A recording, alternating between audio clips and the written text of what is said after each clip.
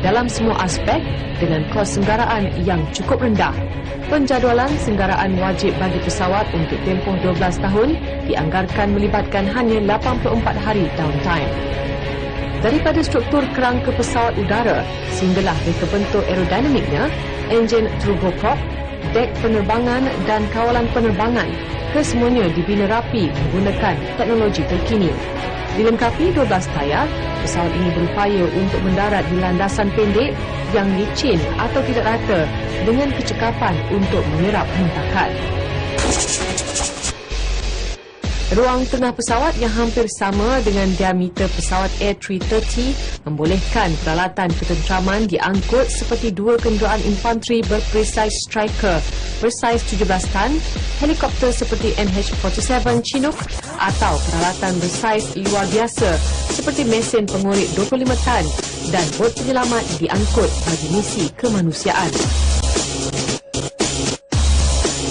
Didatangkan dengan winch 32 tan dan kren 5 tan, pesawat ini juga boleh digunakan bagi kendalian khusus atas muka bumi melibatkan pemunggahan dan penyimpanan.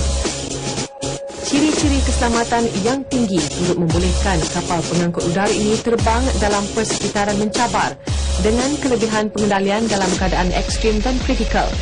Dengan keupayaan terbang sehingga ketinggian 37,000 kaki, ia mampu meluncur pada kelajuan 4,700 batu nautika pada kelajuan 0.72 Mach, iaitu nisbah perbandingan antara kelajuan objek dan bunyi. Ia sekaligus menyamai keupayaan pesawat pengangkut berkuasa jet. Bagi berperanan sebagai kapal tangki minyak pula, pesawat ini mampu melakukan isian semula minyak di udara bagi helikopter. Menurut Andy Cheng selaku pengurus Airbus Military, bagi perkhidmatan jualan di Malaysia, Thailand dan Taiwan, pesawat A400M ini bakal menjadi tumpuan dalam menerajui operasi tentera udara di Raja Malaysia.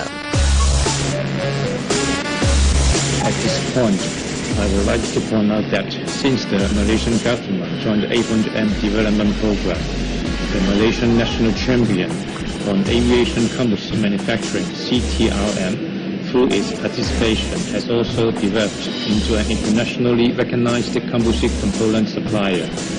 We appreciate very much the high-quality components we receive regularly from CTRM. The cooperation is working very well, and it has further strengthened the ties between Malaysia and Airbus Military.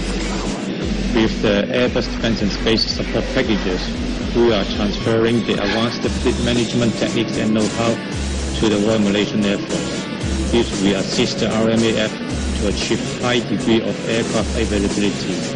The aim is to enable RMAF to operate the fleet self-sufficiently and independently.